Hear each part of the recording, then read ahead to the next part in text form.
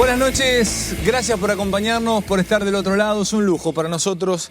Y como siempre digo, es una mesa en donde la palabra tiene espacio, donde escuchar al otro es lo que vale y donde la charla, más que discusión para vencer al otro, es agonal, es enriquecer. Es una discusión bastante griega, podríamos decir, de la vieja Atenas griega, y acá lo que se trata es no de poner de rodillas al que está al lado o al que está enfrente, sino enriquecer lo que, por supuesto, se puede pensar diferente, pero tratar de que todo fluya naturalmente. Y es un lujo para nosotros, un lujo, y le agradezco en nombre de la Mesa de Animales Sueltos y personalmente que esté Alfonso Pratgay con nosotros esta noche para conversar. Alfonso, ¿cómo andás? Bien, Ale, gracias por invitarme. Tantas veces que he disfrutado tenerte en un mano a mano, poder compartir la charla con mis compañeros, con vos, de lo que tengas ganas de hablar. Porque hay mucho, pero muchísimo para hablar con vos, Alfonso. Has tirado algunas frases fuertes la otra vez que vinimos. Sí. Sobre Quedaron, todo, ¿viste? Quedaron. Sí. Quedaron dos. ¿Te acordás la de la pizza? Esa fue tuya. Esa fue tuya. No, yo dije un taxi, vos metiste la pizza. La usaron, ¿eh? Sí. ¿Qué habíamos dicho? ¿O qué dije yo? Que vos qué... No, estábamos hablando del aumento de tarifas del 2016, que sí, era muy fuerte en términos porcentuales, pero sí, como venías de un precio muy bajo, era un monto en valor absoluto relativamente bajo. Claro.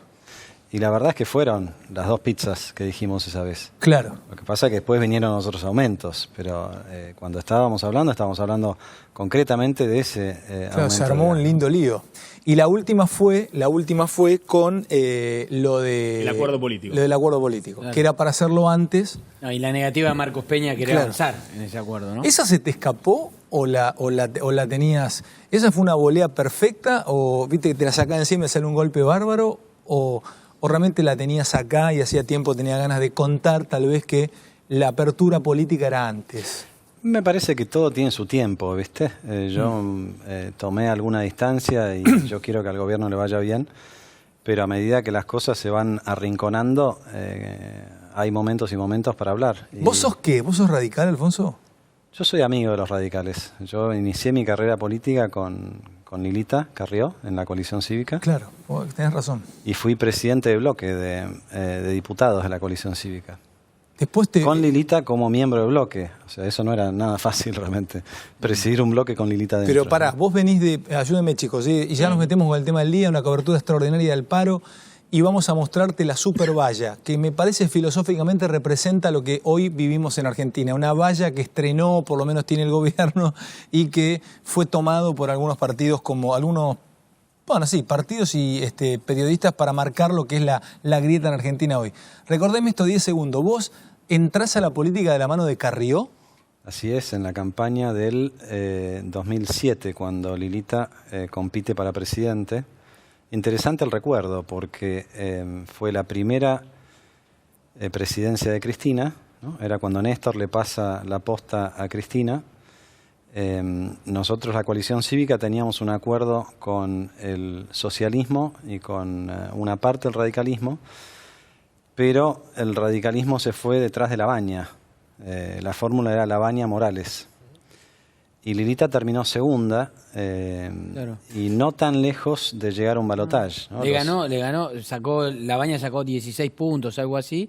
Lilita creo que sacó 19 puntos. No, sacamos más de 20 aquella vez. Sí, ¿para qué? Para presidente. Para presidente. Igual lo interesante, para digamos, presidente. en tu caso, si uno sigue más o menos la gente que la rodea a Carrió, nunca te convertiste en un Lilito. No sé si es bueno o malo eso, pero... No lo sé, pero nunca fuiste un Lilito. No, yo creo que Lilita convocó muchísima gente y armó un partido de cero y bueno, algunos quedaron y otros se fueron. Vos fuiste una rara especie de técnico devenido en político. Sí. Tenés razón, es buena esa. Sí, claro. sí, es que fue así. Sí, yo arranqué en el Banco Central y claro, después en el Banco Central me di cuenta que... ¿Con quién arrancaste en el Banco Central? A mí me nombra Duhalde en un momento de crisis cuando se va Piñanelli. Piñanelli se peleó con Labaña. Y hubo un fin de semana largo a fin de diciembre del 2002 que no había autoridades en el Banco Central y ahí me nombra Duhalde sin haberme visto en su vida. Pará. ¿Pero vos qué estabas haciendo ahí? ¿Eras diputado o qué eras? No, yo era un ciudadano común. Dale, Alfonso, ¿en Yo serio? había vuelto de Londres Sí. ¿Qué hacías en Londres? ¿Trabajabas? En Londres trabajaba en un banco, como ya hemos hablado acá alguna vez. Volví y bueno, al poco tiempo, bueno, fui reconectando con alguna gente y... ¿Qué te dice el tipo? ¿Va a agarrar el Banco Central? Sí. ¿Pero quién te Pero alguien presentó a te Dualde? recomendó, ¿Quién te claro. llevó a Dualde? Atanasov fue el primero que me ofreció y después, bueno, después aparecieron otros. En ese momento me llamó Eduardo Amadeo, que estaba de vocero de Dualde. ¿Y cómo estaba ese banco? ¿Qué Hubo un reserva momento tenía? donde, fíjate que el peronismo tuvo bastante pragmatismo en la salida de la crisis del 2001-2002 con la designación en el Banco Central. Estuvo Mario Blecher, ex funcionario durante 30 años en el FMI, alguien muy respetado internacionalmente. Estuvo Mario era Alfonso Prat-Gay y después está Martín Redrado. Claro. Es decir, hombres que más allá de su formación política venían con un prestigio. Pero desde el punto de vista a Redrado lo nombra Néstor Kirchner, ¿no? Néstor Kirchner directamente. Creo que hay una diferencia. Y me entre estoy los olvidando en el medio de Piñanelli, que es alguien sí que viene del peronismo, pero que también tiene una... Es bueno forma. lo que te pregunta Ale, ¿con qué te encontraste cuando llegaste?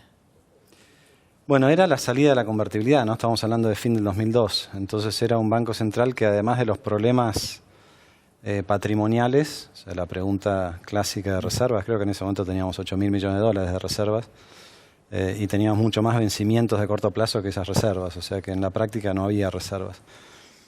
Pero teníamos además un sistema financiero que estaba en su gran mayoría quebrado, porque todos los bancos venían con los títulos provinciales y nacionales que estaban en default después del 2001. Y básicamente era un banco central que durante 10 ¿Ahí años tenías la multiplicidad de monedas o no? tuvimos que rescatar las cuasimonedas. ¿Ustedes en Sí. tu gestión? Sí. Que fue muy interesante porque todo el procedimiento terminaba al final con la quema de las... monedas, sí. claro. Papeles. Lecop, ¿Se quemaban los papeles? Sí. O sea, Los patacones. Perdón, de todos. O sea, ¿cuál eran los? Estaba el Lecop, bofe, el Lecor. ¿El Córdoba qué tenía? Lecor. Lecor. Chaco tenía había una, bueno, acá se paga Los patacones. patacones en la provincia de Yo en Buenos Aires. Teis Sports cobraban patacones. Sí, sí, yo también Ahora cobraba Te en patacones. llevaba, también, supuestamente sí. decir, así, una pila de patacones porque eran de baja Y denominación. además nadie se lo quería quedar, ¿viste? Hacía, te La daba vuelta así a ver cuasimoneda dónde del lo podía Estado gastar. Nacional era las LECOPs. Pero después Claro. estaban los Las patacones, Los cada uno de cartelitos en los provinciales. negocios. Eran 13 en total. Aceptamos Eran patacones. 13 en total 13 cuasimonedas. que representaban alrededor de 1/3 de la cantidad de dinero en circulación. Pero, perdón, Qué ¿no? bárbaro. ¿Puedo hacer una pregunta? Qué país. Porque el otro día estábamos hablando y me parece que nos interesa ver cómo se va llegando al poder, ¿no? Conformar los círculos del poder y nos preguntábamos, Rosenkrantz, veíamos una nota que le había dado a Fontevecchia donde él decía que Macri lo nombra sin conocerlo. Y vos recién decís, me nombra Dualde sin conocerme. Ahora, evidentemente, digamos, hay un círculo. ¿Por qué te confía Dualde? ¿Semejante momento en semejante lugar? Bueno, yo creo que era un momento de desesperación, por empezar, ¿no? Y ¿Que buscaron... otros le dijeron que no?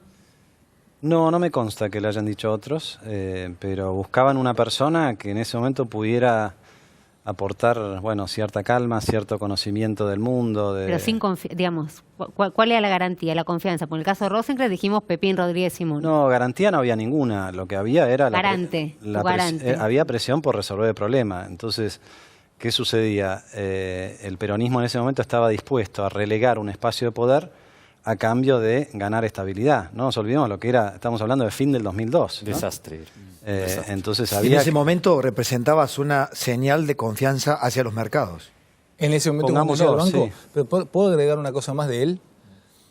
Yo estaba empezando, era la primera etapa de este Animales Sueltos político y empezamos a vivir la campaña. Venían todos los equipos políticos y todos los equipos, venían los candidatos con los equipos. En un momento dado dejaron de venir los candidatos y ya los equipos de campaña decidieron que fueran los equipos, que se presentaran los equipos. Recuerdo que Scioli arma un equipo para venir y que incluso había habido una interna que nunca la contaré al aire porque es una cuestión hasta que podría herir algún ego.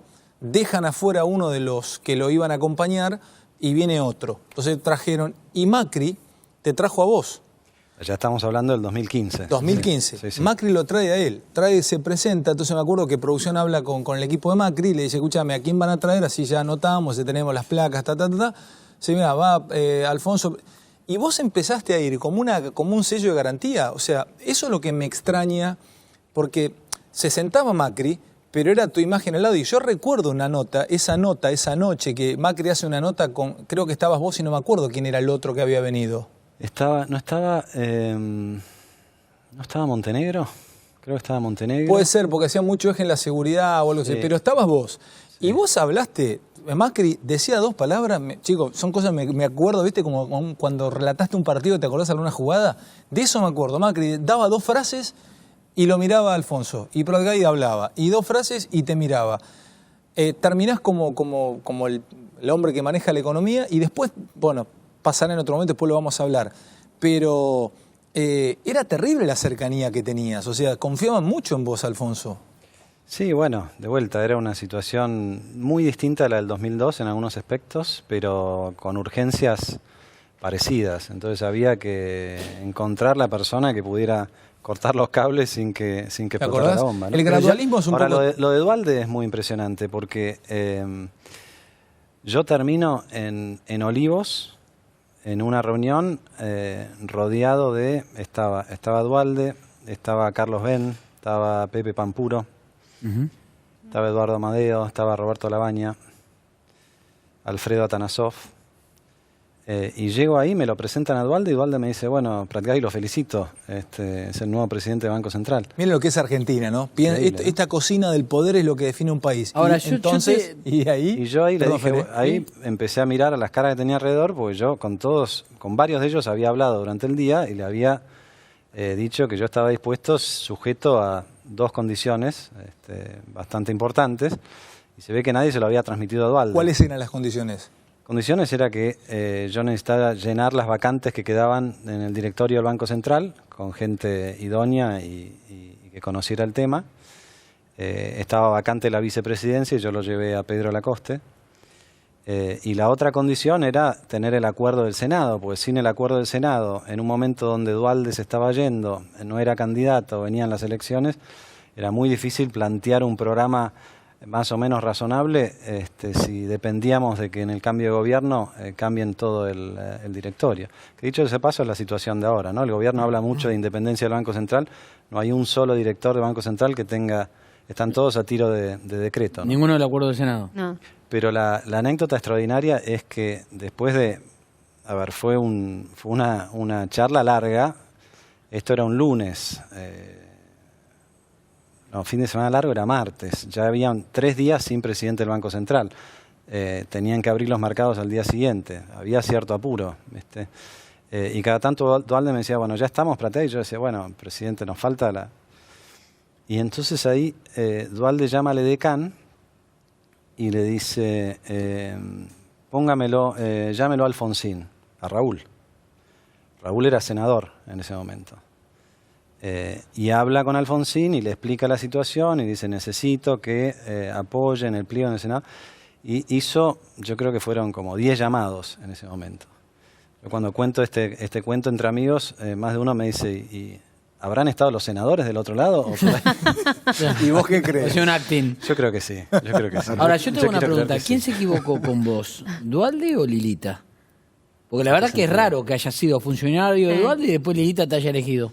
Mira, yo estuve siempre en medio de esa batalla y siempre defendía a los dos. Me parece que... y después lo resolvió la justicia en todo caso, ¿no? Lilita tuvo una denuncia muy fuerte contra Duhalde que no se pudo demostrar y quedó resuelto. Pero hay una anécdota, no sé... Vinculada al manejo de drogas, ¿no? Comentaré una Vinculada infidencia. al manejo de drogas. Sí, que nunca se pudo probar. Exacto. En 2015...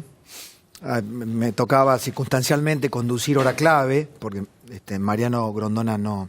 Bueno, coparticipábamos, él estaba en su casa, había tenido un problema de salud, y yo recuerdo claramente estar tentando con la gente que podía ser del equipo de Macri, y Alfonso tenía una expectativa especial y no era manejar la economía del primer periodo de Macri, sino ser el canciller de Macri. ¿Es así o no es así? Es así, sí, es así. Y eso se resolvió recién sobre el final. Sobre el final. ¿En serio me decís? ¿A vos te hubiera gustado ser canciller? Sí, yo creo que podría haber hecho un aporte en Cancillería. Sí, sin duda. Desde ese lugar. Pero es más, lo que pasa es que no sabía que Mauricio tenía en mente a Susana Malcorra, que es mucho mejor, ¿no? Ahora, pero igualmente siempre los cancilleres, históricamente los cancilleres en los gobiernos son casi el ministro de Economía de reserva. ¿no? Muchas veces. Ha pasado. Bueno, de hecho pasó con Cavallo, por ejemplo. Pasó con Fernando Enrique Cardoso también. Bueno, por ejemplo. Ahora, lo que me parece interesante de lo que cuenta Pratgay y cómo se manejó la salida de la crisis del 2001, insisto, el peronismo en ese sentido con mucho pragmatismo, primero con Duhalde, después en la primera etapa de Kirchner, llamando a expertos para que manejen el tema del Banco Central y los expertos diciéndole, como cuenta Pratgay, de la necesidad de recuperar la confianza con algún tipo de acuerdo social y político amplio. Por ejemplo, que un presidente del Banco Central, que le vas a dar cierta estabilidad, tenga del otro lado un respaldo político de las fuerzas de oposición, por eso los llamados Alfonsín y demás. Yo creo que hoy estamos en una situación donde más allá del plan llegar a las elecciones, o como quieran llamarlo, este plan aguantar para que no haya una disparada del tipo de cambio en plena campaña y llegar mínimamente entre agosto, octubre y noviembre a una situación de estabilidad. Creo que el desafío que hay muy grande para el próximo gobierno, sea Macri o cualquier otro, es tratar de recrear mínima confianza en la moneda. Hoy hay cero confianza en la moneda argentina, cero. Pratgay lo sabe bien. Digamos, vos estás sosteniendo una situación donde tenés tasas para los depositantes en plazo fijo arriba del 50%, con inflación proyectada los próximos 12 meses, no sé, de 35%, 12 meses para adelante. Es decir, estás dando una tasa de interés muy, muy elevada para que no te corran al dólar. Una inflación elevadísima que necesitas desacelerar y para eso tenés que evitar que haya otro salto cambiario. Le estás pagando a los bancos 70% de tasa de interés para que le paguen a los depositantes que a su vez no corran al dólar. Si eso marca que estás haciendo política económica con cero confianza, cero credibilidad.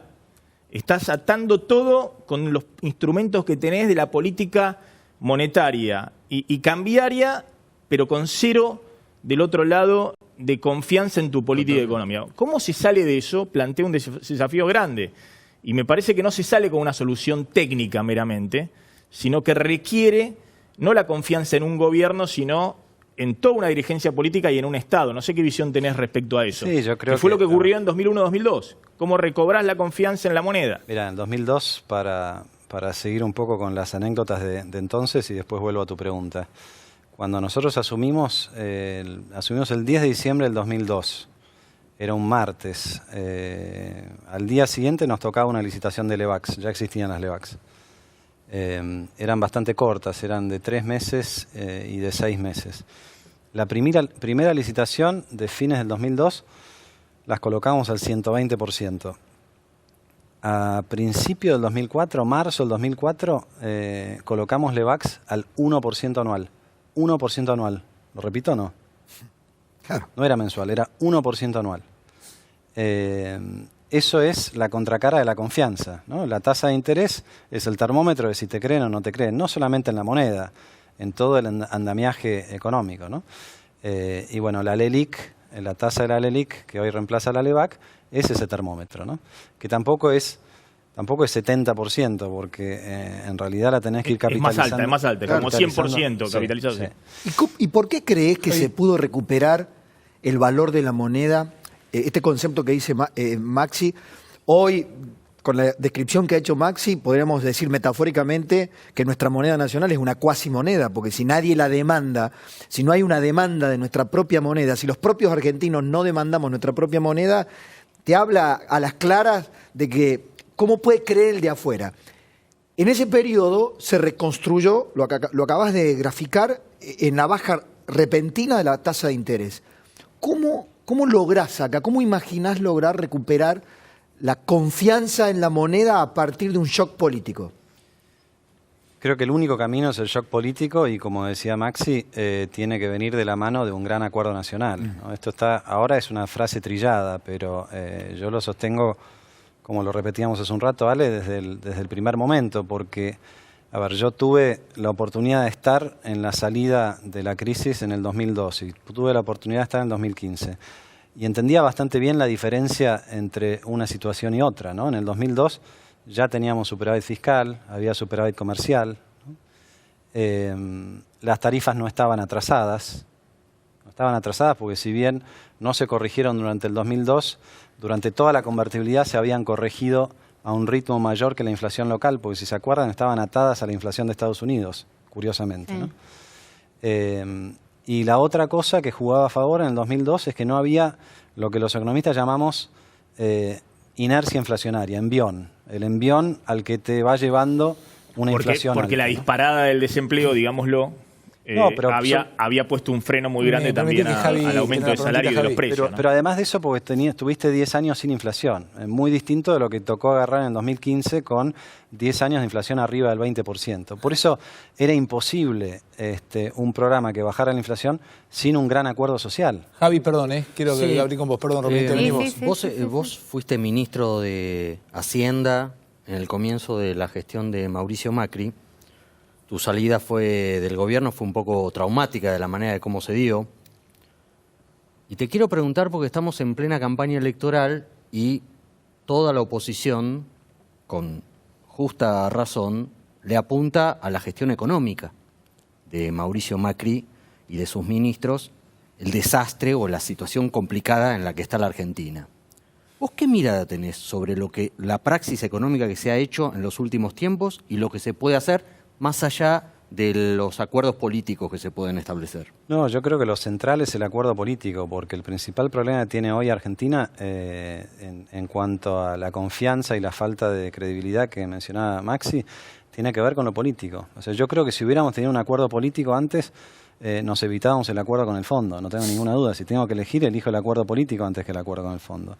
Y el acuerdo con el fondo, por más buena voluntad que hay, yo creo que el gobierno pensó que era la manera de recuperar la confianza por un camino más corto, no logró ese efecto, ¿no? ¿Pero vos creés que va a haber un acuerdo político? En campaña electoral, no hablemos de los 10 puntos que son una paparruchada. Yo lo que creo, Javier, Digo, es que creo esto. Campaña electoral, grieta, un gobierno que a partir del 10 de diciembre, sea Macri, sea Alberto Fernández o el que sea, va a venir envalentonado.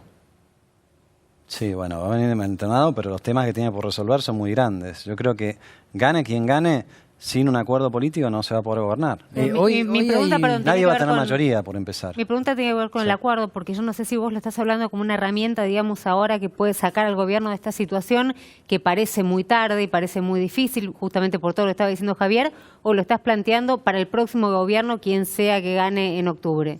Porque ahora es raro, digamos, es una convocatoria donde, bueno, ¿por qué lo harían, digamos? ¿Por un gesto patriótico? Y bueno, eso tiene que ver con la muñeca política. Yo creo que cuanto antes lo tengas, más corta es la salida.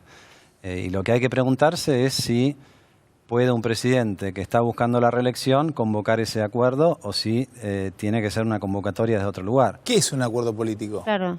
Un acuerdo político es excelente la pregunta, porque se habla de acuerdo político y no se define bien. Nosotros teníamos, por ejemplo, en el 2016, durante el primer año, logramos aprobar muchísimas leyes, no me acuerdo cuántas, pero eran muchas muy importantes, a pesar de que Cambiemos tenía un tercio de las bancas en diputados y con suerte un cuarto en el Senado. Yo me acuerdo el día que se aprobó la ley para salir del default, el 30 de marzo del 2016, en el Senado tuvimos más votos opositores que propios. Y eso era el resultado de... La rosca. Sí. ¿Pero la rosca es acuerdo? Sí, No, pero no, perdón. acuerdo es más que eso. Pará, Acuerdo es por más eso. que eso. Pero porque- Alfonso, perdóname, porque si no lo... A ver, había pericia política, había vocación, si no mal recuerdo, el propio presidente había planteado como frase el arte del acuerdo, pero también había una luna de miel, una expectativa, un cheque a favor de la expectativa que había generado Macri como vencedor de las elecciones, que se le da a cualquier gobierno que asume. Con lo cual, la oposición, frente al triunfo de Macri, como hubiera sido con el triunfo de cualquier otro, le hubiera tenido que comportarse de esa manera. Por eso digo, hubo un envión favorable en la inercia hacia el acuerdo. No sé, y por supuesto una predisposición del gobierno a armarlo, pero un factor Igual también iba con el otro. Ahí tuviste, el factor masa no fue menor en ese momento, ¿no? Respecto del apoyo. Bueno, por eso. Recordemos el viaje de Mauricio Macri Por eso. con Massa. Todos a Davos y apostaban demás. a acompañar Ahora, a un gobierno que recién asumía te hago- con te gran... hago una pregunta. Digo algo ahí Sí, respecto dale. de eso, Fernando, porque vos marcaste algo que creo que es muy importante, la predisposición del gobierno. Esa predisposición se perdió en el 2017. Y se perdió en el 2017 porque la estrategia electoral fue peleémonos con el pasado, peleémonos con Cristina, porque eso nos da más votos, ¿no? Y bueno, quizás la grieta te ayuda a ganar una elección de medio término, pero no te ayuda a gobernar. Entonces, yendo a la pregunta de qué es el acuerdo político, es mucho más que el poroteo o el rosqueo ley por ley. El acuerdo político es un programa común de 6, 10 puntos, lo que sea, y yo creo que dadas las circunstancias y dada la desconfianza que hay, es un gabinete de unidad nacional también. O sea, un gabinete de unidad nacional. O sea, sí, claro. el que venga, avisarás que debe haber un gabinete de acuerdo nacional entre distintas fuerzas. Yo creo que el que gane va a tener que convocar a dirigentes del partido que salió segundo o del partido que salió tercero, pero apoya al que salió primero, y dar efectivamente Perdón, la Fede, idea de... vuelvo otra vez a este punto, parafraseando la famosa frase, sería, el acuerdo político es la etapa superior a la rosca política. La rosca política es... Emilio Monzó, Nico Mazzó. Emilio quedó identificado bueno, con ya eso, sé, pero La reivindicó la la rosca. reivindicó, Sí. es rosquearla, es hablar, es sacarla, negociar. Los fondos para los Los gobernadores. fondos para los Sí, gobernadores. claro. Rogelio Frigerio viajando con Banda Rusten al interior, a Posada, generar un acuerdo ahí. Pero es rosca sin un marco institucional. Claro, pero el acuerdo político es ya esto que estamos haciendo nosotros, el presidente con distintas fuerzas. Comprometerse con un rumbo. Claro. Tener un Un rumbo. acuerdo Se discute todo. institucional, Ese es el que venga tiene que discutir así. O sea, Yo lo llamaría, ¿sabes Pero cómo? ¿puedo preguntarle a Sí, te interrumpí, Alfonso lo que Fernando, quería perdón. preguntarle? No, porque en realidad es información. Digamos, hoy el gobierno está recibiendo estudios en donde yo lo llamo el riesgo Macri, y detectan el riesgo Macri. O sea, el riesgo, Cristina desapareció con ella desapareciendo de la fórmula. Ojo con las encuestas, salí de ahí maravilla, ¿eh? No voy a hacer te estoy encuestas. jodiendo. No voy a hacer encuestas. No. No son números, no. Son estudios de lo que Son grupos se está focales. observando como riesgo Macri. Que es el riesgo a que Macri, en un eventual segundo mandato, no tenga la apertura que dice que va a tener. La apertura política, me refiero a esto. Gabinete ampliado, fórmula abierta, consenso y acuerdo nacional.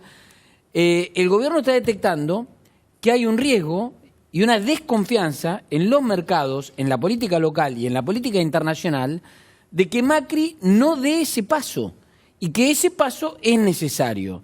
Y de hecho, por eso los 10 puntos del consenso, que para todos es una caricatura, pero es mostrar que si llegamos lo vamos a convocar formalmente. Mientras Marcos Peña. Y dejar la apertura y dejar la fórmula abierta. Incluso, no solo a los socios internos, sino a la posibilidad de abrirla hacia afuera. Ahora, es un camino difícil, pero que el gobierno detecta que hay un riesgo y desconfianza de que un eventual segundo gobierno de Macri Ahora, no tenga ¿Me esa dejás apertura. responderte eso? ¿Sabes por qué? El riesgo y la desconfianza por un factor operativo, un fact, como dicen los ingleses. Mientras Marcos Peña sea el jefe de gabinete de Mauricio Macri, todos van a desconfiar de que Macri tenga una verdadera vocación de abrir el gobierno y de compartir el poder. Pero preguntémosle a Alfonso. Este es el Preguntémosle a momento, Alfonso. ahora voy, este es el momento en Porque donde Pablo Rossi estuvo adentro. empieza a ser inmarcable. Sí. ¿Viste el jugador inmarcable? Decís, te arranca para un lado, te arranca para el otro. Esto es lo que hace a todos ustedes, grandes periodistas. Pero básicamente este pibe, que digo pibe, poneme mi edad, sos un pendejo también, pero como un jugador inmarcable. No. Porque debes estar viendo el otro lado. Mirá lo que acabas de decir esto de Marcos Peña y Pero- no te ponen...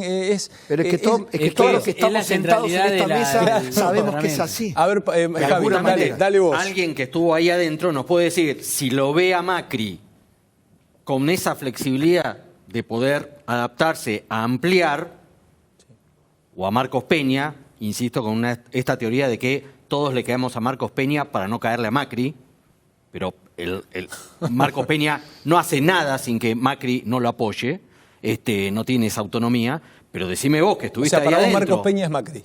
Sí, obviamente. Dale, perdón. Vos estuviste ahí adentro. Lo disfrutaste y lo padeciste. Las dos. Sí. Entonces, contanos si esto que se habla de que estas señales, abrir la fórmula a los radicales, es producto de la necesidad de aquella desesperación de Duhalde, por la cual te convocaron, si esta desesperación ahora en Macri o en el PRO, con la posibilidad de que pierdan las elecciones, empiezan a abrir todas las ventanas, pero que si llegan a ganar, después el 11 de diciembre las tienen todas cerradas. Bueno, por eso, volviendo a lo que decía Romina, cuanto antes se haga, mejor. Yo coincido con lo que dice Fernando, en el sentido de que hay cierta desconfianza de que por qué este gobierno, que tenía todos los elementos para hacerlo en el 2015 o a principios del 2016, decidió no hacer este acuerdo político, ¿por qué lo va a hacer ahora? Creo que es muy razonable esa pregunta y no hace falta estar adentro para haber estado adentro para hacerse esa pregunta. Dado que esa es una fuente de desconfianza, me parece que el gobierno, si realmente quiere en un próximo mandato ampliar el espectro, tendría que empezar a tener gestos muy contundentes en ese sentido ahora. Te voy a hacer una pregunta para tratar de reforzar. ¿Qué sería un gesto contundente? Ciertamente los 10 puntos no son. O sea, no alcanzan. Déjame acelerar. ¿Un gesto contundente sería que Marcos Peña tenga menos poder? No, un gesto contundente es realmente abrir el juego, por lo menos a las otras fuerzas políticas que componen Cambiemos. Esa sería la primera alternativa. Alfonso, perdóname. Sí. Hay mucho escepticismo en la mesa. No, me gusta es que estas cosas las digamos por su nombre. Dale. Te lo voy a preguntar de otra manera.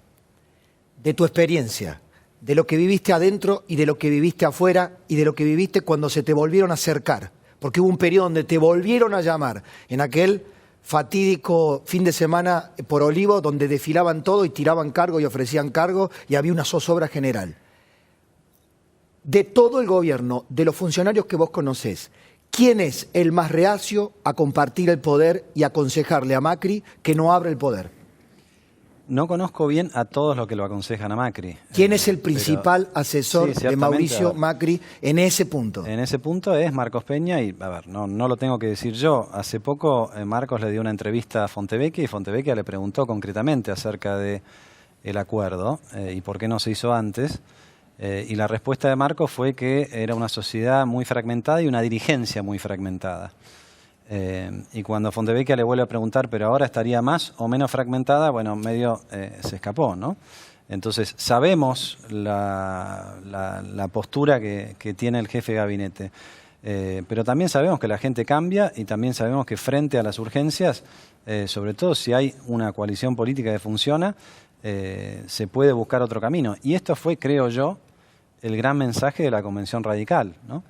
Duró poco ese mensaje porque en Argentina todos los días tenemos una noticia, pero me parece que... Ya le está repartiendo valeriana para dormirlo. Espera que le pido, Rominita, Maxi, un segundito y sigo con vos. Yo lo escucho y digo que más que escepticismo, me parece que lo que estamos haciendo es como bastante realista, porque escuchándote, digo, ojalá que el que gane con el mínimo margen de poder, que es lo contrario en realidad a lo que necesitaría un gobierno, porque el mínimo margen de diferencia que saque lo va a obligar efectivamente a llamar a este gran acuerdo. Si ganan con mucho margen de diferencia, no lo van a hacer.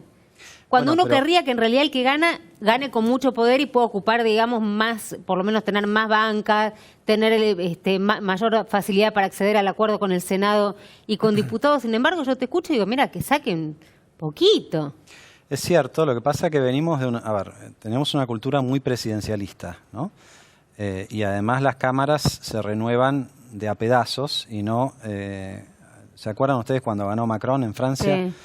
Se votó después de la presidencial para la parlamentaria y se renovaba todo el Parlamento, ¿no? Nosotros no tenemos eso, entonces están dadas las condiciones para que el que asume no tiene todo el poder. Pero esto sucede en buena parte de los países, por lo menos en los europeos. Sánchez ganó en España hace poco con 30% de los votos.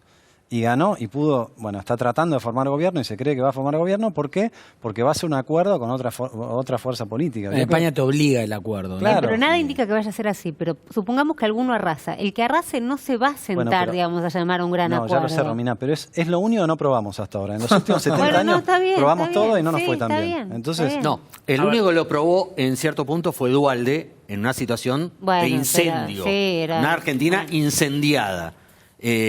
Con un acuerdo con el radicalismo, con Alfonsín. Armó una mesa de concertación nacional real. Digo, ¿hace falta que nos vayamos a otro incendio para que la dirigencia se siente realmente a encontrarle un acuerdo? La respuesta de los 10 puntos. Javi, pero sí, ¿cómo Javi. hace falta, y voy con vos, Maxi, si estamos viviendo una guerra de escuchas, de periodistas, de dirigentes políticos, de dirigentes sindicales? El gobierno estrenó una supervalla que parece que le trajo China, ahora lo vamos a ver. Pero Javi... El Ministerio de la Venganza. Pero que si vuelve el Ministerio de la Venganza, o sea... Ese es mi miedo. Es que ya deberían haber empezado a frenarse las bombas de un lado y del otro, porque se supone que falta poco para decidir. Pero cuando hay conducción política y un estadista se pone al frente de una decisión política... Si cada vez hay más odio y cada vez hay más división y cada vez hay más bronca y cada vez hay más ansia de destruir al otro y cada vez hay más grieta, y por eso yo hoy pedí un informe de lo de la supervalla, porque la supervalla filosóficamente representa a la sociedad argentina. Hoy los canales transmitían en directo como si hubiese bajado un ovni, y el ovni que bajó, el objeto tecnológico que bajó el gobierno es una supervalla. Pero muchachos, analicémoslo, un antropólogo, un filósofo se hace un picnic, una supervalla. En un país engrietado, la estrella del día de hoy fue una supervalla que divide, un superdivisor. Yo creo que más señales, Ale, pero bueno, pero está bien. Recién él decía, el gobierno de Macri eligió... No va más eso, claro Romy, que no sí, va más, pero Romy. al gobierno y a la oposición le da resultado. Él decía, el gobierno eligió polarizar, digamos, con el pasado en lugar de pensar en el futuro. Le dio resultado. Hasta ahora. Electoralmente. Electoralmente. Y bueno, quieren ganar elecciones. Romy, te interrumpí, Maxi. No están pensando en mis nietos ni en los tuyos. Del otro lado de la grieta, esto ya lo habrán discutido, pero Cristina decidió correrse un poco. No sé si es dar un paso al costado, no lo sabemos. Y yo creo que hay que analizar esa decisión, porque evidentemente ella interpretó que sola no alcanzaba, puso lo más moderado de su entorno que podía poner, que era Alberto Fernández, y a mí me preocupa la reacción del Gobierno Nacional, porque el Gobierno Nacional dice, no, bueno, Alberto no es tan buen candidato, es buena para nosotros, ¿no? Y también dice, es buena noticia porque Cristina se dio cuenta de que no llegaba. Ojo, se dio cuenta de que no llegaba y obró en consecuencia, ¿no? Y lo que está faltando es, del otro lado de la grieta, del gobierno. Claro, un gesto en esa dirección, ¿no? Claro. O sea, ¿para vos no tienen asegurado ganar? ¿Quién es? El gobierno. Y no, a ver, por lo menos por lo que dicen las encuestas. Bueno, pero no. ahí te lo están diciendo que uno de los gestos es abrir la fórmula. Abrir la fórmula puede ser uno de los gestos. Lo que pasa es que cuanto más tardás, mayor es el gesto que tenés que hacer, ¿no? Cuanto más tardás, mayor es el gesto. Claro, o sea, Pablo mencionaba lo de el septiembre del año pasado, donde parecía que el gobierno estaba muy asustado en ese momento y parecía que iba a ampliar la diversidad política y el pluralismo del gabinete. Y al final no tuvo esa vocación. ¿Por qué los candidatos no asumieron? No, sé qué pasa que se me va la... ¿Por qué los candidatos que propuso el gobierno, perdón Maxi, si no se me iba esa parte que acaba de decir Alfonso, ¿por qué muchos que estaban dispuestos a contribuir en ese momento de susto del gobierno, en ese momento complicado, decidieron no asumir, no acompañar? No, creo que lo que no se vio fue que la apertura fuera real, ¿no? Te lo voy a contestar, Alejandro, porque no quiero comprometerlo a Alfonso Prat-Gay. Porque todos, yo no sé si fue el caso de Alfonso, pero muchos de los potenciales ministros dijeron, ¿Marcos Peña sigue al frente de la jefatura de gabinete? Sí, dijo Macri. Listo. Hasta luego. Gracias por el café. No, es la realidad. No, está bien, es la realidad. Así me pide un amigo que siga Pablo. Pero todo el problema del gobierno no es Marcos Peña. Si no, me parece que hacemos un reduccionismo. Peña es Macri. Está bien, pero si no hacemos un reduccionismo, yo coincido, no todo. Para. ¿Quién hace un reduccionismo? Respecto a eso. Digo que me parece que Marcos Peña. El problema es Marcos Peña. Y el que no permite ampliar es Marcos Peña. Vos me estás reduciendo. Yo digo nosotros que le por eso ponemos a no es un Peña reduccionismo. La responsabilidad del fracaso del gobierno es Macri. El responsable del fracaso del gobierno es Macri por sostener a Marcos Peña como su otra cara de Jano, las dos caras de Jano, para decir, acá yo respaldo esta cerrazón del gobierno en una manera de ver las cosas. No es muy fuerte poner la palabra fracaso, Pablo. A mí, si me pones la palabra fracaso, a mí me matás con eso. La última vez que Marcos Peña habló con Marcelo Longobardi en Radio Mitre, Marcelo le preguntó, bueno, ¿y no considerás que esto ha sido un fracaso económico? No creo que haya sido un fracaso económico. Después de eso se cayó la boca, Marcos Peña no habló durante 4 o 5 meses. Maxi, querido. Respecto a esto, Marcos Peña y la figura de Macri, me parece interesante la experiencia de Alfonso Prat-Gay. es evidente que en términos de estrategia electoral, que es lo que sabe desarrollar muy bien Marcos Peña con Durán Barba, no ha tenido su correlato en el tema de la gobernabilidad y en la gestión, y esto ya es un lugar común, las diferencias que ha tenido y tiene con Rogelio Frigerio, con Emilio Monzó, con María Eugenia Vidal, con Horacio Rodríguez Larreta, respecto a la necesidad de hacer una construcción política más amplia, no solo para ganar elecciones, sino para gestionar. Esto ha sido una constante de los últimos 2 años del gobierno, es sabido, lo podemos decir perfectamente porque todos lo saben, y los propios ministros lo expresa Frigerio, lo expresa el propio Monzó, la gente de María Eugenia Vidal, de Horacio Rodríguez Larreta. Ahora, en el tema económico, esa era la cuestión política, de cómo se encaran. En el tema económico, me parece que se sobreestima la participación de Marcos Peña, porque por lo que yo entiendo, y me han comentado gente que ha estado en las gestiones en el área económica, Marcos Peña reconoce sus limitaciones y su escasez de conocimiento de no opinar absolutamente nada de economía porque no entiende nada de economía. Y ahí me parece que hay un problema con la figura del presidente Macri. Lo que sucede es que ya en el lugar común se apunta a Marcos Peña para preservar la figura del presidente en el tema de la gestión económica. Entonces le pregunto a Alfonso si no ha habido por parte del presidente, y ya dejemos a Marcos Peña, porque yo coincido, digamos, en el tema económico, en el tema político es parte del problema de cómo gestiona un gobierno para garantizar gobernabilidad.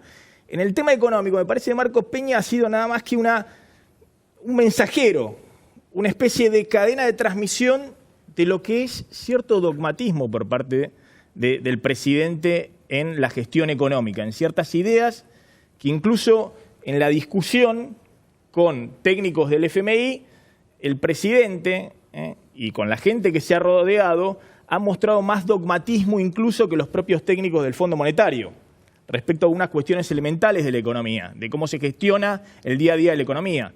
Por eso la desesperación, poner a Caputo un mes en el Banco Central, salir corriendo a buscar al Fondo Monetario.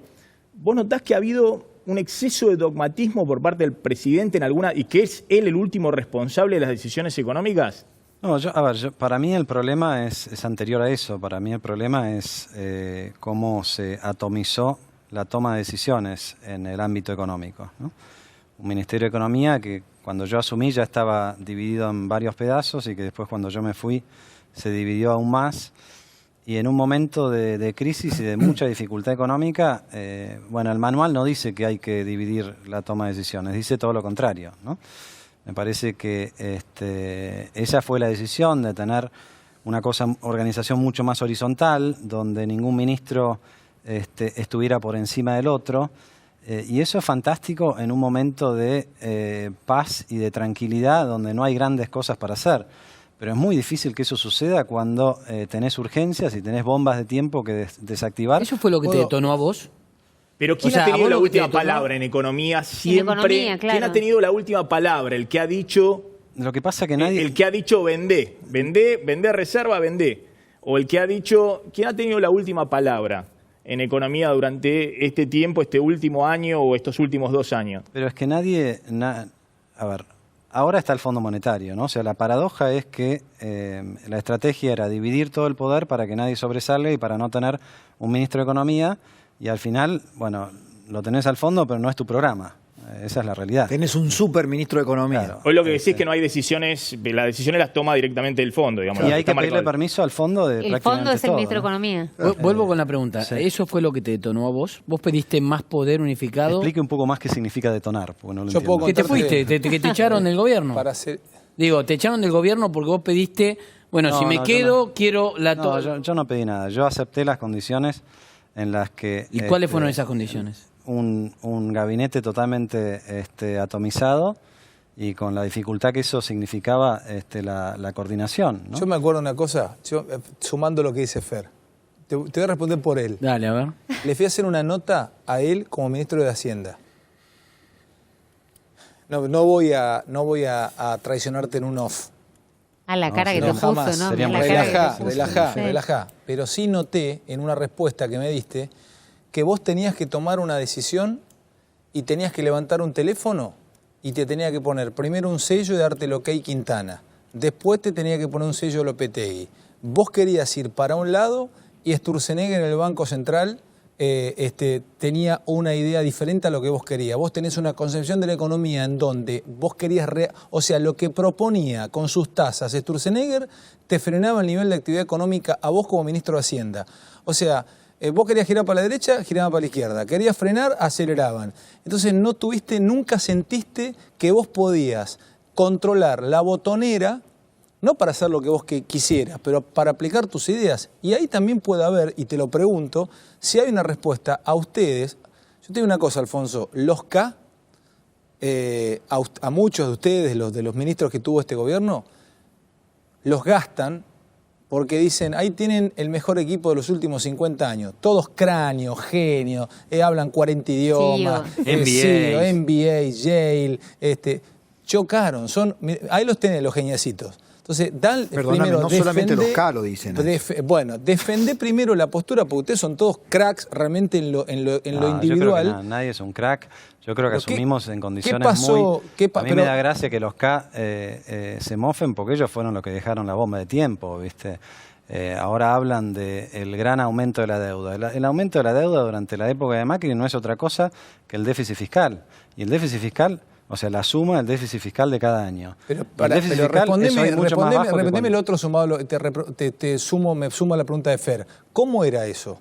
¿Era más o menos así? Cuando tenías que tomar una decisión, había que tener... No era tan así lo de los sellos de calidad y demás, pero sí era muy difícil. No había nadie que tuviera la potestad, por decirlo de alguna manera, de la macro. Entonces la macro estaba repartida en muchos pedazos. Y eso, la verdad que, como dije antes, puede funcionar en Suiza, donde no hay demasiado margen de error. Cuando tenés que... Pero especificame para entender un poco más tarifas, que la sociedad por ejemplo, entiende, tarifas. Vos me preguntabas Dale, de tarifas. Es muy difícil que el ministro de Economía marque una pauta de inflación sin saber lo que después va a pasar en el Ministerio de Energía con las tarifas. ¿A quién le tenías que reportar? ¿A quién le tenías que reportar? Si antes en el Ministerio de Economía estaba también Energía y estaba Obras Públicas, todos los ministros están en ese mismo lugar. Ahora Dante Sica se fue al otro edificio donde estaba Débora Giorgi. No, pero el Ministerio de Hacienda reportaba directamente a Quintana y a Lopetegui, a la vicejefatura no, porque estaba... Igual no sé por qué... Y Macri tenía línea directa con Sturzenegger en el Banco Central. Hablemos de lo que viene para adelante, porque si no estamos siempre... Después Quintana y Lopetegui empezaron a desconfiar de Sturzenegger cuando se había ido Alfonso Prat-Gay. Así fue. Ah, sí, sabés que está. Alfonso, ¿Macri sabe de economía? Macri sabe economía porque ha estado del otro lado del mostrador en el sector privado y conoce cómo funcionan las variables, ¿no? Pero tampoco creo que el presidente tenga que ser un experto en economía. No, pero vos recién decías, dejaron, ¿no? Se mofan los K y son los que dejaron el problemón, ¿no? Ahora, ellos dejaron este problema. Ahora, ¿ustedes no lo subestimaron? No lo subestimamos. Bueno, no. Macri dijo que la inflación, digamos, era algo fácil. Si había algo fácil era manejar el tema de la inflación, evidentemente no lo fue. Y muchos de los ministros con los que hablaste dicen no sabíamos con lo que nos íbamos a encontrar, no teníamos un diagnóstico, no había diálogo. Fuimos optimistas, entrábamos a los ministerios y encontramos otra cosa de las que nos decían. ¿No fueron muy naif en la manera en la que recibieron el gobierno? Yo creo que el problema, el caso concreto de la inflación, el problema no fue ser ambicioso, sino no animarse a usar todos los instrumentos. Y uno de los instrumentos era el acuerdo social. No hay antecedentes de bajar la inflación fuerte con alta inercia y un envión muy grande y subiendo el tipo de cambio y las tarifas sin un gran acuerdo social. Entonces esa fue una mala decisión política, pero me parece que teníamos una buena idea. Estamos hablando de algo que sucedió hace 3 años, ¿no? Le recuerdo, 3 años y medio. Pero no subestimaron el problema, sabían el problema que estaban dejando el kirchnerismo. Sí, sabía. Ahora vos fíjate que después de 3 años... en detalle, hasta que no llegás no sabés en detalle. A ver, por ejemplo, nosotros asumimos, a los 3 días me llama Julio Martínez, ministro de Defensa. Me dice, Alfonso, necesito que me rescates porque tengo un problema con la campaña a la Antártida. Bueno, yo tenía la cabeza, te imaginás, llena de temas. La campaña a la Antártida no era uno de ellos, ¿no? Y me explica, ¿ustedes se acuerdan que se había roto el rompehielos Irizar? Sí. Y entonces nos quedaba muy poco tiempo porque teníamos hasta fin de diciembre para mandar los víveres de todo el año de la campaña a la Antártida. Porque después no podés entrar. No podés entrar. ¿Y te pedía plata, Martínez? Había un contrato, sí, había un contrato con una empresa rusa que era la que proveía el rompehielos. Y a esa empresa rusa no se le pagaba hacía 1 año y medio. Y no te traemos el rompehielos, te dijeron. Claro, y los dejábamos sin víveres a los muchachos en la Antártida. ¿Estás jodiendo? Y eran 20 millones de dólares. O sea, No, tampoco nada. era. Sí. Nada. Entonces, Bueno. esa no la sabíamos. 20 Y como pal- esa te enterás de varias. ¿Pero qué te crees? ¿Que hay que ir? Había que decir, señores, ¿había un problema con el Erizar? No, nosotros nos hicimos ¿Y cargo, qué hiciste sabíamos ahí? más ¿Y o qué menos. hiciste? ¿Se la Y giraste? obviamente que le giré, obviamente. ¿Lo tuviste que consultar o lo giraste? No, eso lo giré inmediatamente. No, por supuesto que... A ver, hay decisiones que no resisten siquiera el análisis. Ahora, Alfonso, de todas maneras hay Es buenísima. Es esa. buenísima. un primer Espectacular. año con la inflación del 40%, Es buenísimo. la devaluación, el ajuste tarifario con tarifas muy retrasadas, la salida del cepo, la renegociación con los fondos buitre, la normalización de esa parte de la deuda.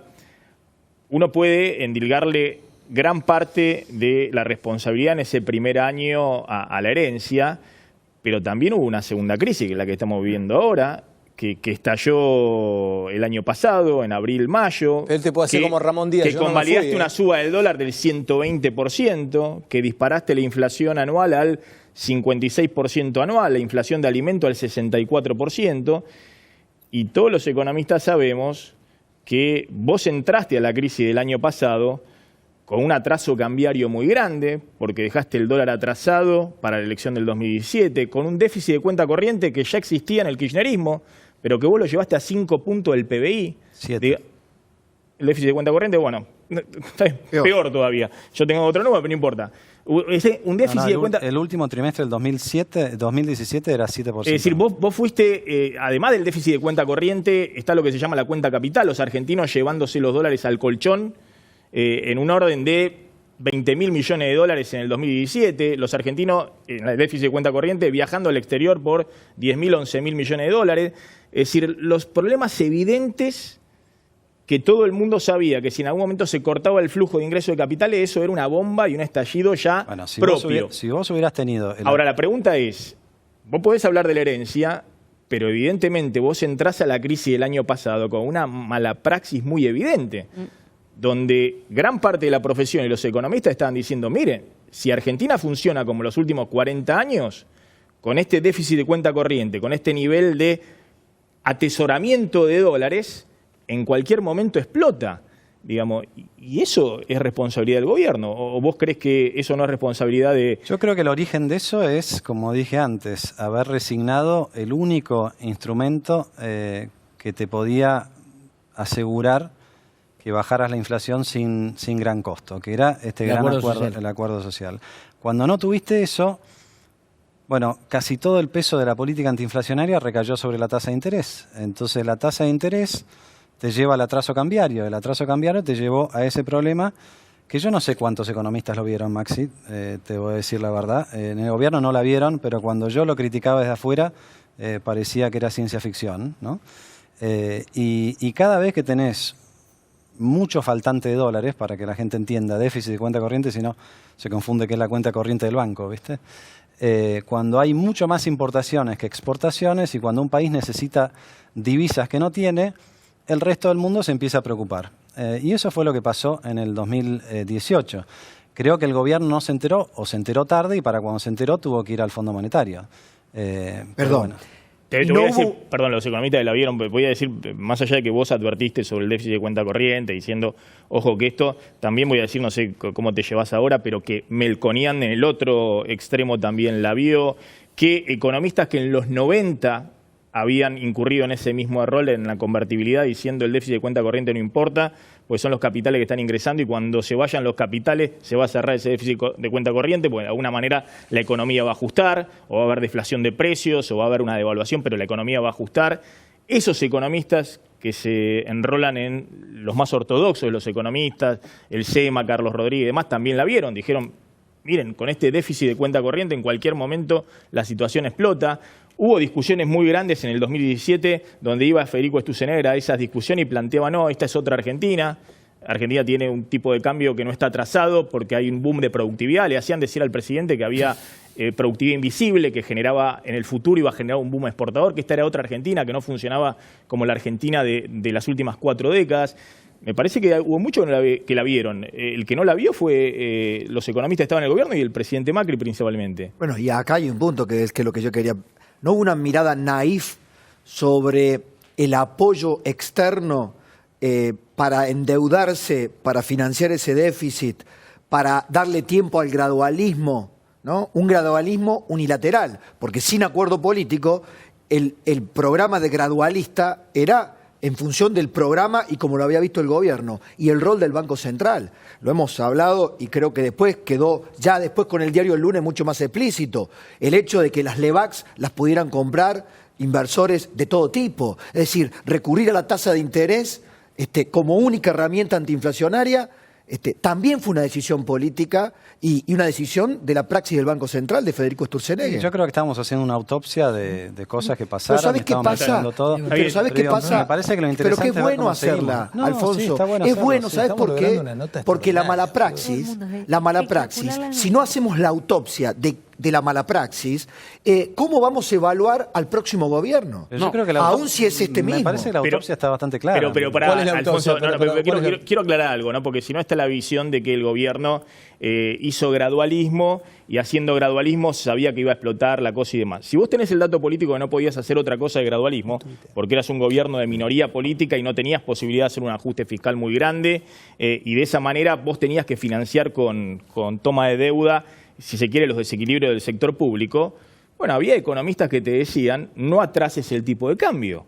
Es decir, monetizá parte del déficit, si tenés que emitir más, emití más, tenés más inflación, devalúa más, pero no llegues con un atraso cambiario enorme, agrandando el déficit de cuenta corriente, los dólares que vos necesitás. Melconian le planteó al presidente y el presidente lo rechazó, creo que en algún momento, no sé si vos también lo planteaste, que vos no podés liberar totalmente la cuenta del turismo al exterior. ¿A quién se le ocurrió?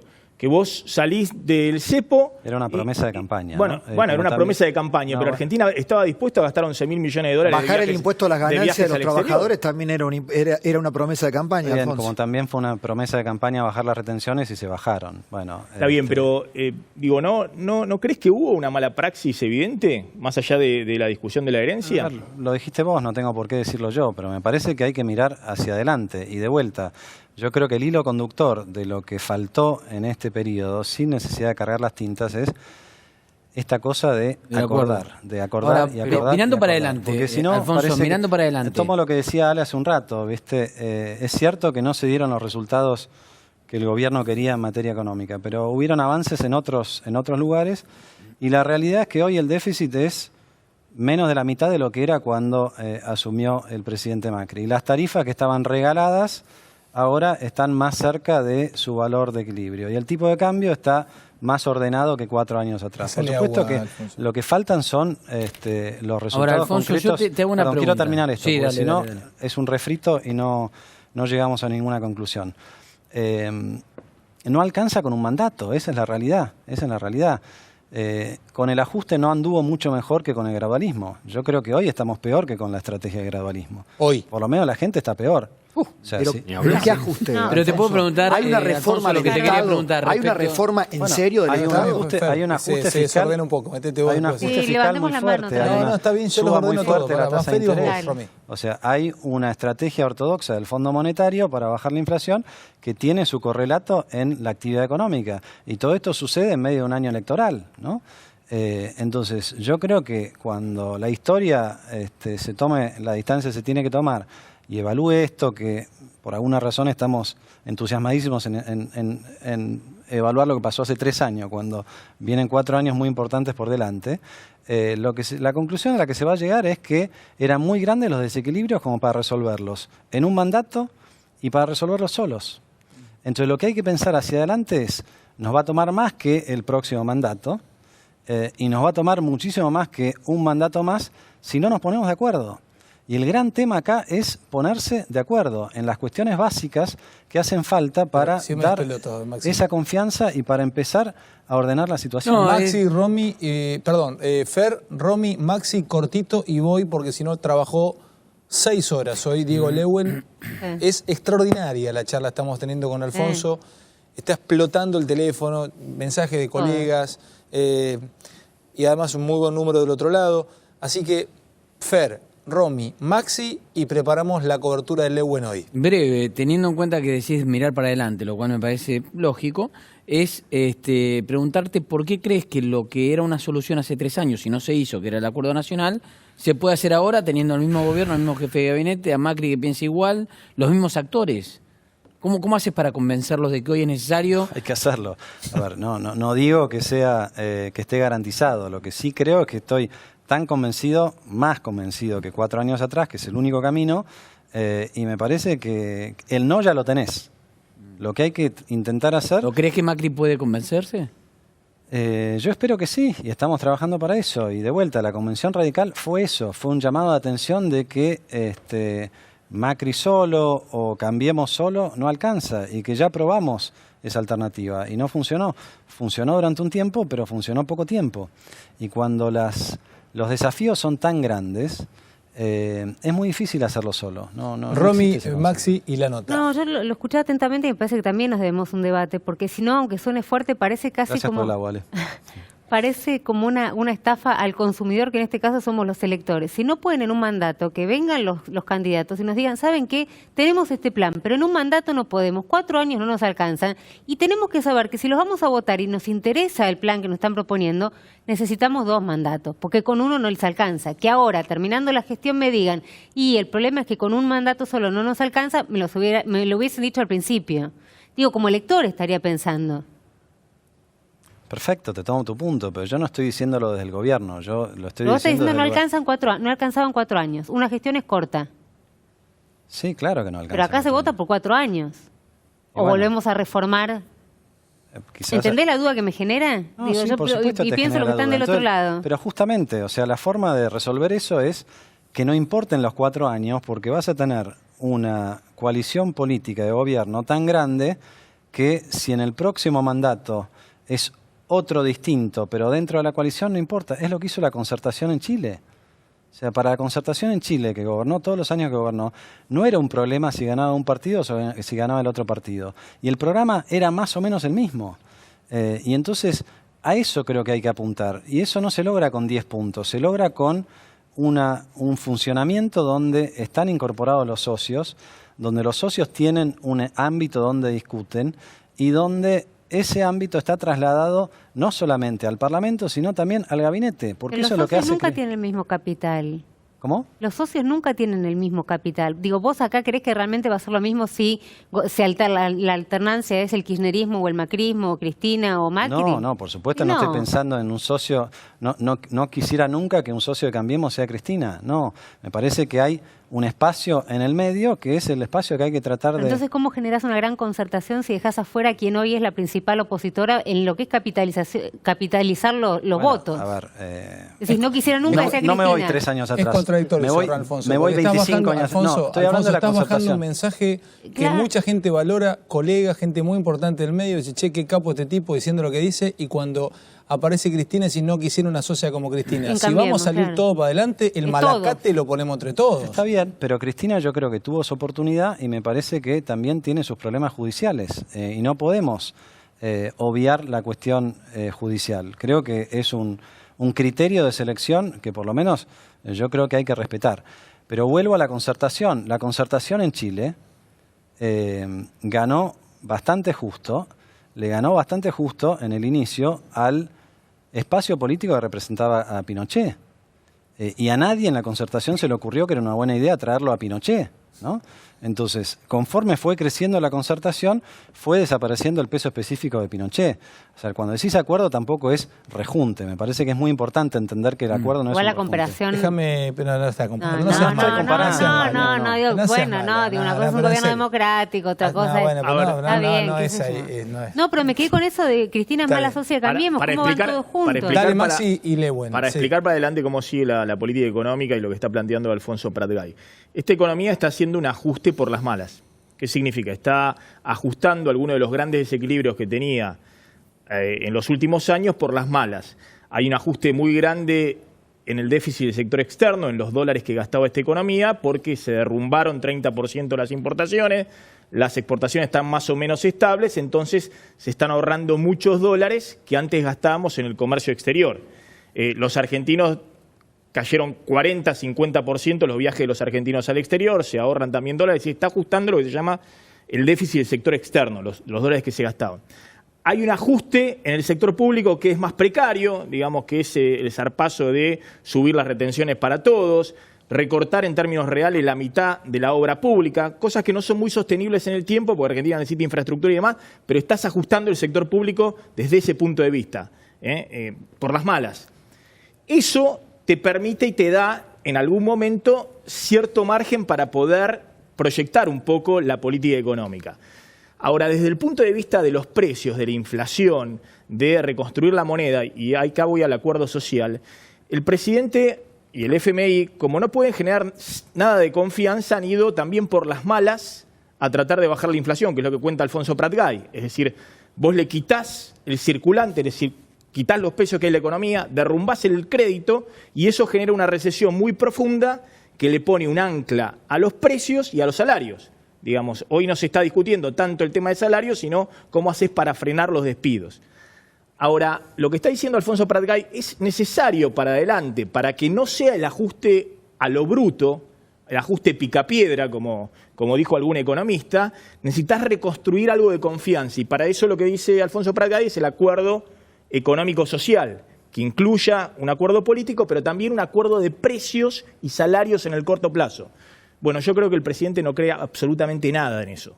Digamos que hay un problema conceptual básico, que no sé si se lo explicarás vos, o quién en Cambiemos se lo puede explicar, porque el presidente descree totalmente en eso. Que lo explique el presidente. O sea, yo lo que propongo en esta mesa, que es a lo que me han invitado, vos tuviste posibilidad de dialogar muchas veces con el presidente. ¿Vos crees que el presidente cree en un acuerdo de precios y salarios me parece que vos lo estás planteando en el corto plazo? No estás hablando de que eso sirva... Me parece que nos equivocamos.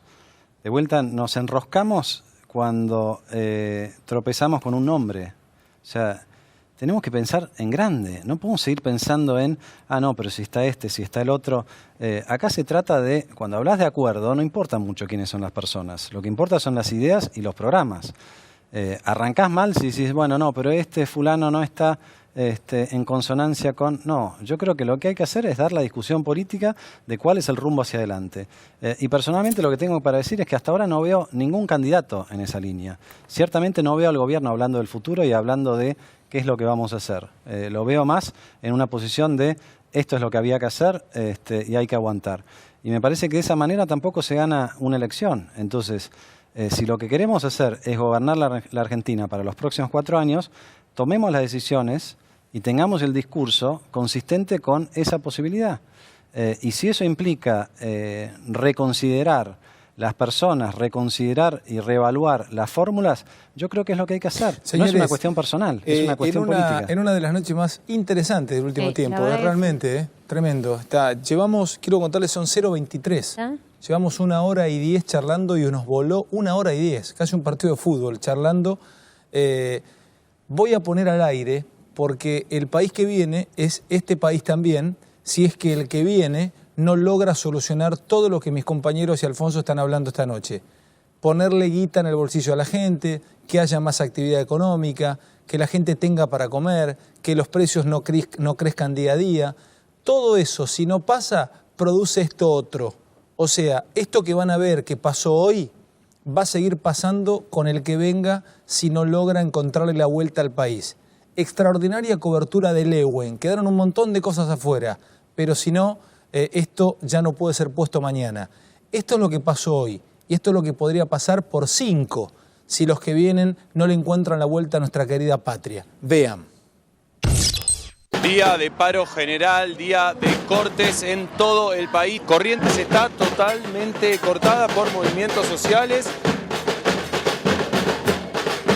Este paro tenía que haber salido mucho antes. Tenemos dirigentes gremiales, que me refiero a la CGT, ¿no? Muy alejados de de representar a los trabajadores. A metros de la estación de trenes de Constitución, el gremio de camioneros está realizando una olla popular para todas las personas que quieran comer, se acerquen a este lugar y puedan tener un plato de comida caliente. Hoy es el aniversario del Cordobazo. Haciendo de esto un paro activo que se exprese verdaderamente la bronca, pero no solo en forma pasiva como forma de protesta en la casa de cada uno, sino como una manera de tirar abajo las políticas del gobierno. Hay que derrotar las políticas del gobierno. Pueden ver y sorprende obviamente es la cantidad de taxis que hay trabajando. Hoy tu sindicato para, pero vos estás trabajando. Como siempre, porque un paro no le hace bien al país. Esto es política, esto no es hambre o falta de trabajo, esto es política, porque si vos mirás alrededor, la gente como pudo vino a laburar porque cuidar el trabajo es lo esencial. ¿Vos estás a favor del paro general? No, en contra. Yo no me parece de acuerdo porque están haciendo perder un montón de plata al país. Otra vez, a las calles otra vez. Agarramos con las manos en la masa. Sí, estamos haciendo pastelitos. Hay muchos compañeros afiliados camioneros, pero también se acerca mucha gente que vive en la calle, mucha gente, mucha familia se ve. Es una sensación muy triste de vivir esta realidad que este gobierno no ve. Hubo represión en Puente Pueyrredón, donde estrenaron esa valla neumática nueva que han traído. ¡Cuidado! ¡Cuidado! ¡Atención!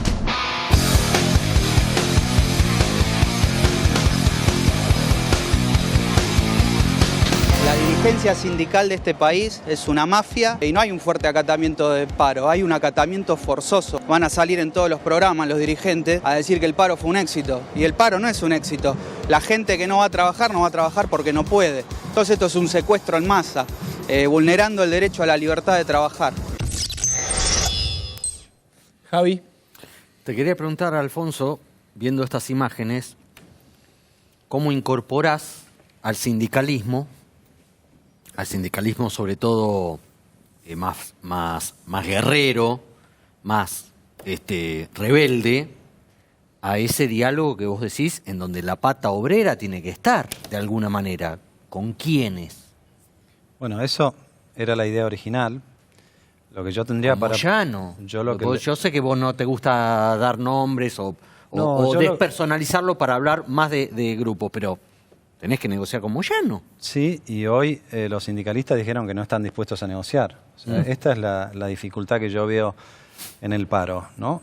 Me parece que el paro es una manera y un derecho a expresarse. Comparto lo que dijo el último entrevistado al final. Una cosa es con transporte público y otra sin.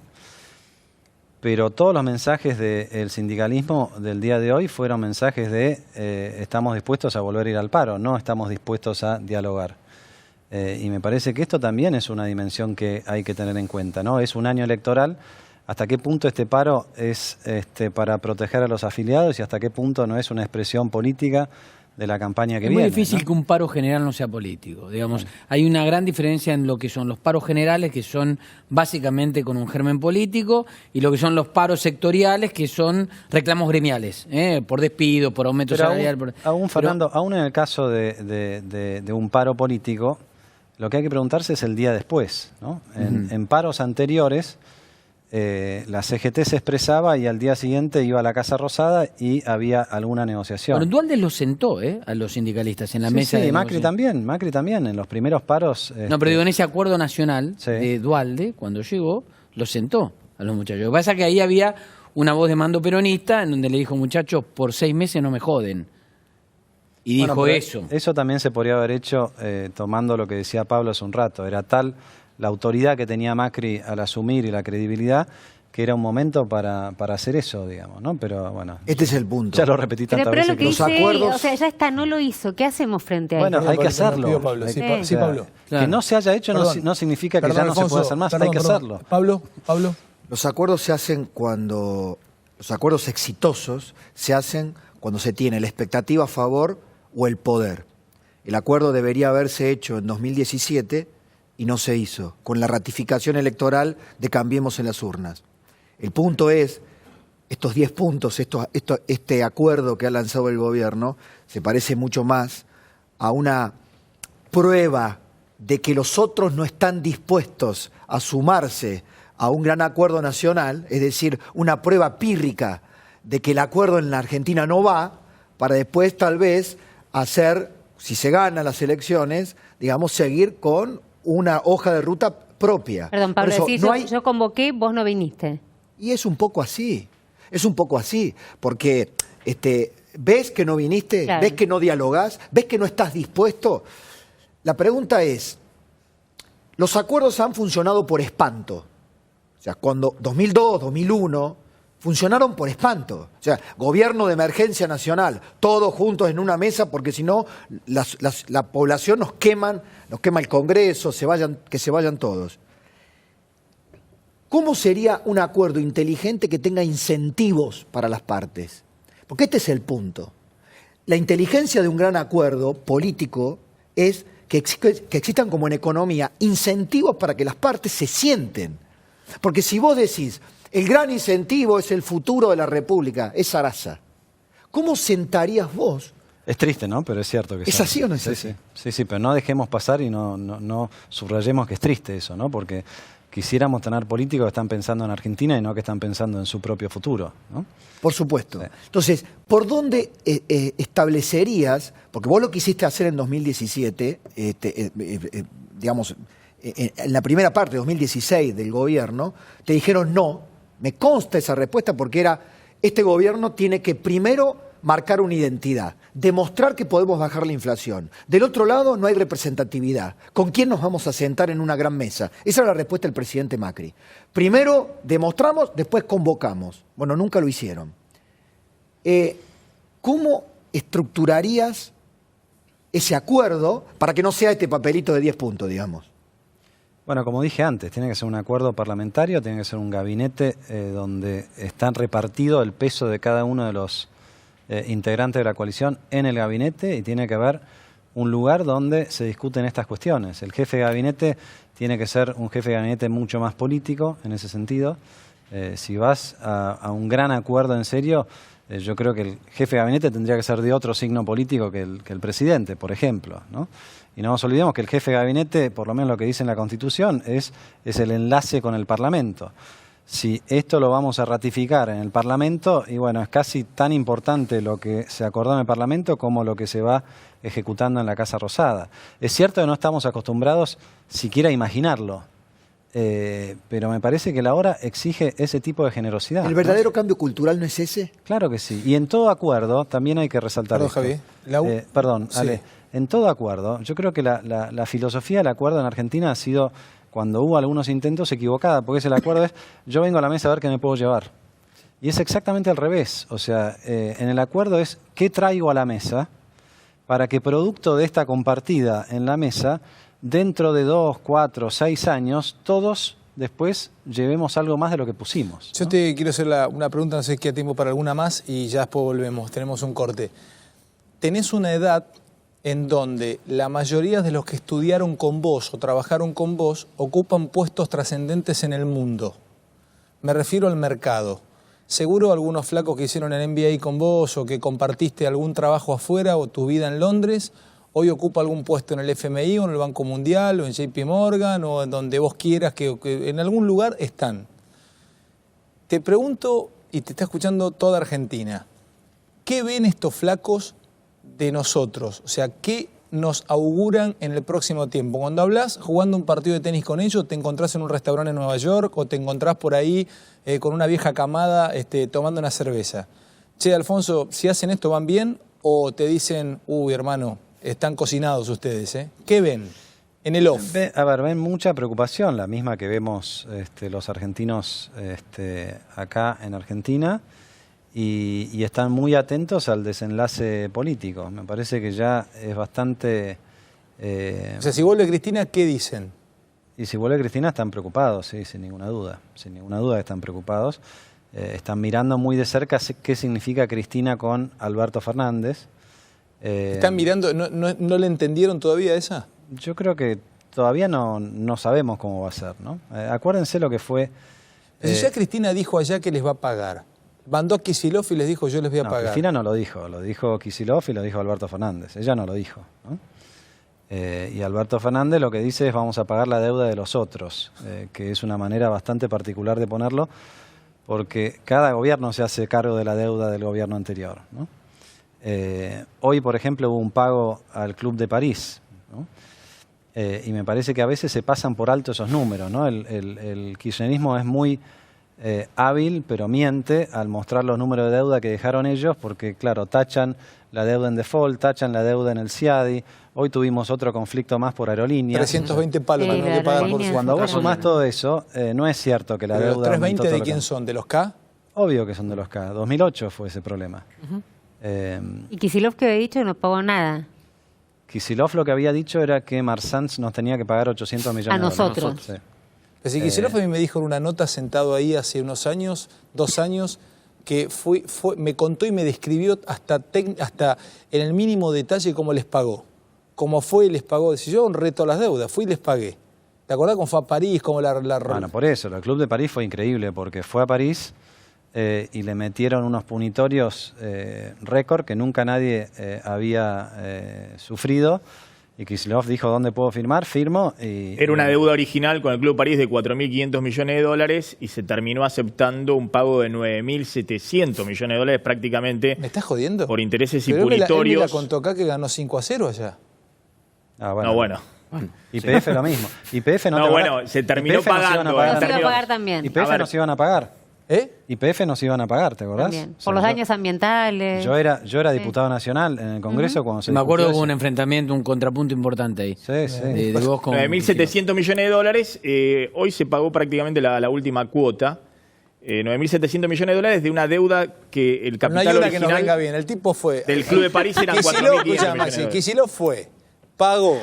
Si pagó con punitorio. No es que me reivindique como kirchnerista, como Romy ayer lo dijo, que la pusieron en todos los portales. Ay, Pero no. pará, escúchame, déjame tirarle un centro a Kicillof. El tipo fue y pagó. Tirale por buenas razones, Pero, a ver, pero no por estas a ver, tonterías. de lo que por estamos, Dios. pero pará, de lo que estamos, así pero pará, así Pero cualquiera. pará, Pero pagó. a ver, No, de no lo que digas estamos así porque hablando, no de lo que entiende estamos, la ironía, vas a aparecer en los portales Pagó, en vos, serio, pero no pagó. entiende la ironía. a ver, de lo que estamos hablando No, muchas no es veces, ironía, muchas pagó. veces sin tirar chicana de un lado y del otro, lo que estamos hablando muchas veces, a veces es de la mala praxis, de la tosudez y demás. Pues mirá lo que le pasó a Kirchner. Kirchner le cancela 10.000 millones de dólares al FMI. Paga hasta cancelar eso al Banco Mundial, al BID y al FMI puntualmente todos los vencimientos de deuda. Pero con el Club de París, alguien planteó ahí adentro que había que suspender el pago, que no había que pagar, no había que ni siquiera pagar los intereses con el Club de París. Y después se retoma esa negociación con Kicillof para pagar todo. Es decir, había formas para seguir pagando al Club de París y no terminar pagando semejantes intereses punitorios por haber caído también en default con el Club de París. Pero bueno, Lo mismo con la deuda con los privados, o sea, nos vendieron el cuento de que la quita había sido el 75% y claro, porque pusieron en la cuenta de lo que no había que pagar, lo que fue a los juicios en Nueva York. Y cuando nosotros llegamos estaba el juez Griesa esperándonos con una factura que decía 30.000 palos. ¿Viste? Claro, si yo tacho 30.000 palos, soy el crack de la finanza, pero después cuando viene el próximo, esos 30.000 palos hay que pagarlos, ¿no? Contabilidad creativa. Claro. ¿Estaba Griesa esperando? Griesa estaba, La facturita. estaba jugado de salud, pero estaba esperando. Sí. Bueno, sigo, hay un rato más todavía. Qué programa, qué linda noche, chicos. Impresionante. Nos quedaron un montón de cosas, pero aprovechamos esta charla con Alfonso. Bueno, pregunta a ver si metés el título de la noche.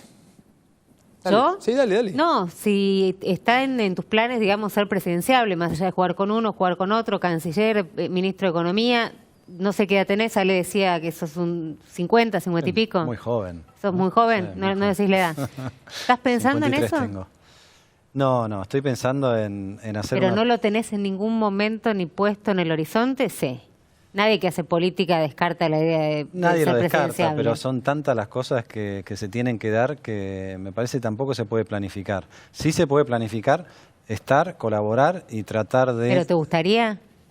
Bueno, si tengo la vocación, por supuesto que sí, pero son tantas las variables que uno no maneja y son tantas las que hay que resolver pronto que me parece que ahora la actitud tiene que ser jugar donde haya que jugar para que le vaya bien a Argentina. ¿Y estás en Cambiemos? Estoy no soy funcionario ni soy candidato. Está bien, pero ¿estás en Cambiemos? Sí, claro, sí. El otro día estuve en la Convención Radical, me vieron. Así que bueno, pero sí soy presidente de una familia ampliada que te puedo decir que es un desafío bastante importante, ¿no? Somos 9 en casa, así que en estos momentos la energía está puesta ahí. La heladera.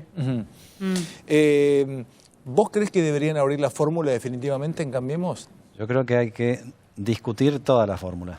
¿Con un peronista incluso? Incluso con un peronista, sí. ¿Discutir todas las fórmulas? Toda la fórmula. ¿O toda la fórmula? Toda la fórmula. Ha dicho que María Eugenia Vidal le parece mejor candidata. ¿Eso significa Macri también? Sí, yo creo que hay que tener el candidato que mejor represente lo que viene y discutir cuál es ese candidato. Me parece que si arrancamos ya imponiendo una definición... Incluso si no fuese Macri, plantear la posibilidad de discutirlo a Macri. No es discutirlo de vuelta, no es discutir personas, es discutir cuáles... A ver, hay tiempos históricos y en esos tiempos históricos hay personas que logran captar mejor la demanda de la sociedad. ¿Por qué María Eugenia Vidal sería mejor candidata que Macri? A ver, yo creo que María Eugenia ha hecho un trabajo extraordinario en la provincia y que dentro de la provincia hace muchas de estas cosas que venimos discutiendo ahora. Tiene un acuerdo con la oposición, no ha tenido grandes problemas ahí, tiene mucha empatía. Creo que María Eugenia es de lo mejor que tenemos en Cambiemos, pero por supuesto que esta es una decisión que hay que tomar. Yo creo que sin ningún prejuicio. Así se tomó en el 2015. Ustedes se acuerdan cuando el radicalismo dijo yo voy a Cambiemos. Lo dijo sabiendo que el candidato no iba a ser un radical y que iba a ser Macri. No entendí la respuesta, Pablo, perdón. ¿Sí es mejor candidata que Macri? Bueno, yo no tengo los números, ni tengo el análisis que hace Durán Barba. ¿Pero qué crees vos? Yo creo que María Eugenia es una de las mejores personas que tenemos dentro de Cambiemos. ¿Pero sí es mejor candidata que Macri? Sí lo va a contestar. Mejor candidata que Macri, bueno, lo veremos. Yo creo que hay que tenerla en cuenta para hay la una decisión. candidata que ustedes tienen en Cambiemos que no divide nada, que esa sería la ideal y que aglutina todo, que es Carrió. Ya venimos, dale. Bueno, un programa, chicos, felicitaciones. Queda un montón de material, lo veremos mañana. Alfonso, por acá es tendencia nacional, ¿no? Tendencia nacional, ahora te digo qué número, pero sí. Sí, pero está muy bien, está entre las tendencias más importantes de Argentina. Gracias por todo, gente, gracias, Alfonso. A vos, Ale, gracias a todo el equipo. Nos vemos mañana. Chau. Mañana.